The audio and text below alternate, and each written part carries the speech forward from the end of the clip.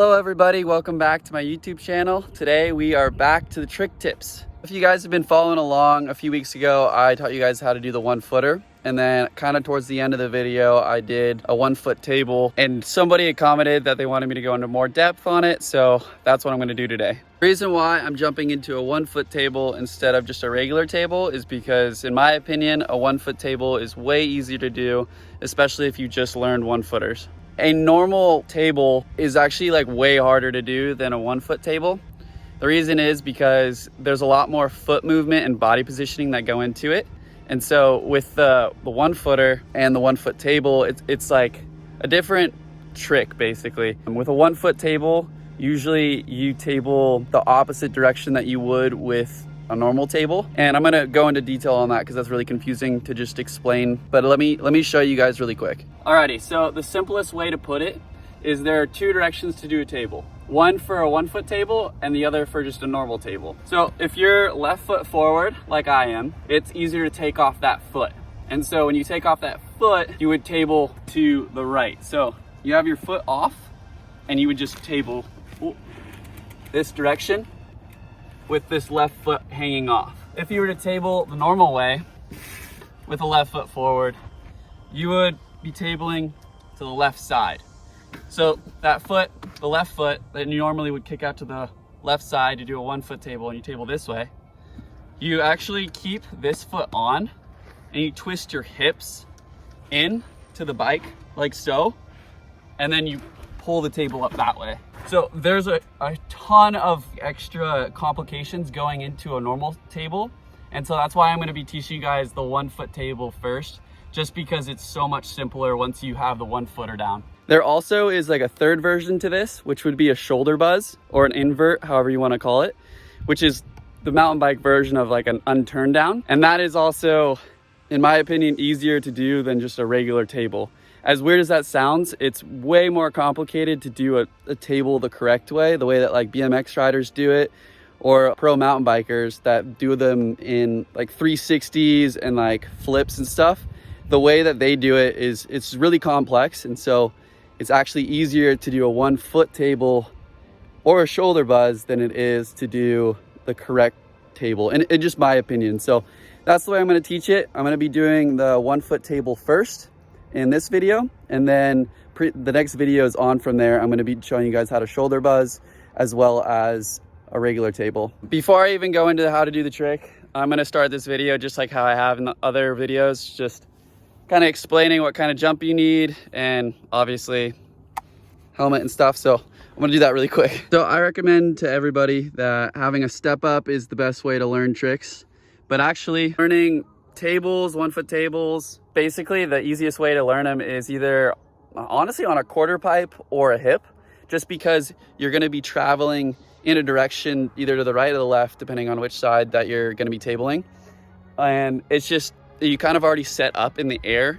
to just, you're leaned over a little bit because you're arcing your jump on a hip or a quarter, and it's easier to just turn the bars to get into that table.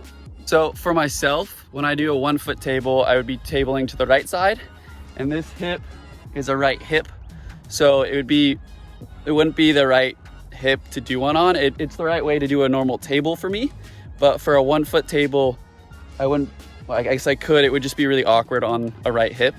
So instead of teaching you guys how to do it on this hip, I'm gonna be doing it on the trick jump, which is right here, which is what I've been doing most of my tricks on these how-to videos. So step up works, double works, a hip works, as long as it's the right direction. So regardless of what kind of jump it is, just make sure it's a jump that you're really comfortable on and that you don't have to really think about anything else but doing the trick in the air. It's really important to have a jump that's easy to hit for you, because you don't want to be stressing about making it over the jump and then also doing a trick on top of it. So make sure it's a jump you're comfortable on and a jump that you absolutely love, like this one. For me, I love this jump. It's just a little step up, it's pretty small, and it's easy to get to that comfortable spot in the air and throw tricks. So step ups work, doubles work, hips work, just as long as you're comfortable on it. I also, last videos kind of said it too, I chop up my landings for trick jumps so that if I do crash, it's a little bit softer and you slide rather than bouncing and hitting hard ground. So I recommend doing that. You don't have to, but just a little peace of mind. Last but not least, wear a helmet while you're trying new tricks. I also recommend wearing knee pads. I got knee shins on, protective shoes, anything you need to feel like you're practicing safe riding while learning new tricks. Alrighty, so let's get to it. So hopefully you've been practicing your 1-footers and you're able to get that foot off, dangle it off to the side, getting comfortable. You can just do it without like thinking about it. Just float that foot off. Just add in the table now. It's super extremely simple, really. I mean, all you have to do is take your arms with that foot out and you just turn them.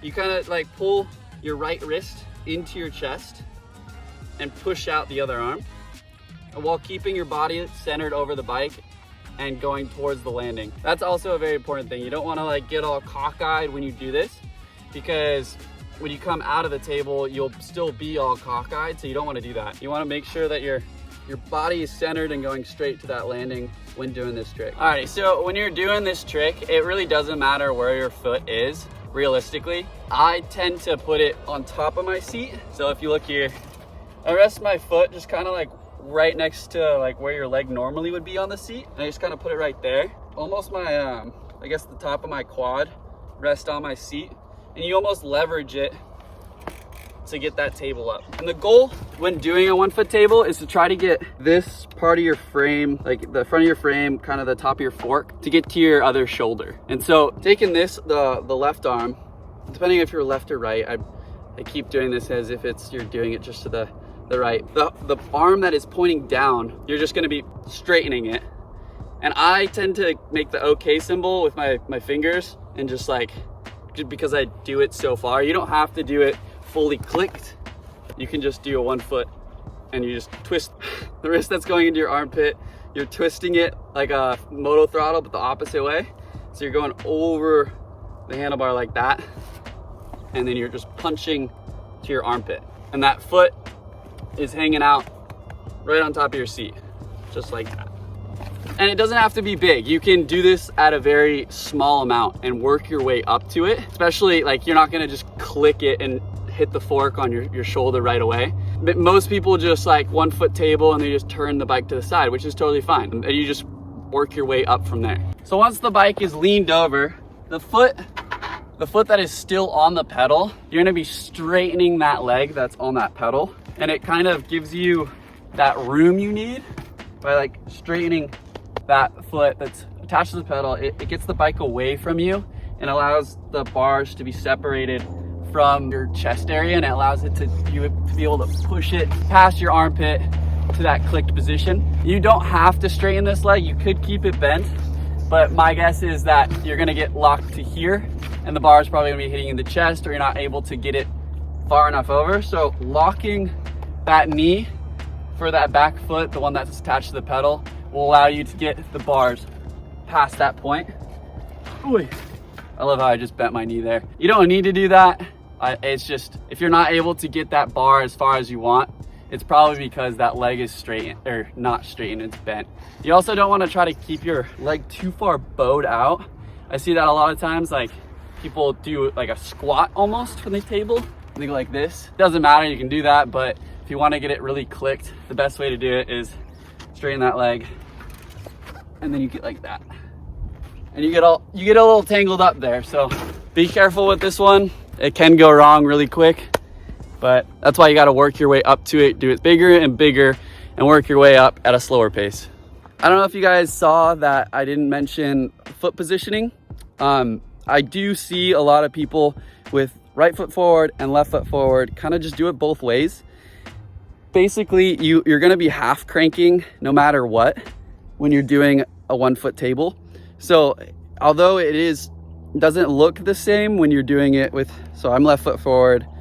If I did it to the side where I take off my right foot, I would do a half crank forward, and it would look a little bit different than it would be the other side. But I do have a friend named Coulter. He does it like the opposite way that I do it, and he still can do a 1 foot table and it looks just as fine. It just, he has that front half crank instead of a back half crank. So in the long run, it is easier to take off the front foot, like I said in that 1 footer video. So kind of same goes with a 1 foot table. It is easier to take off that front foot to do it. You don't have to, but that's what I recommend. Alrighty, so now that I've broken it down to a complex form, I'm just gonna explain it very plainly. So you're gonna be going off the jump, popping, get into that weightless position. You're gonna be taking off the foot that you're comfortable with, either your left or your right. Then you're gonna be tabling to the opposite side that your foot's off. So left foot is coming off, so I'm gonna be tabling to my right.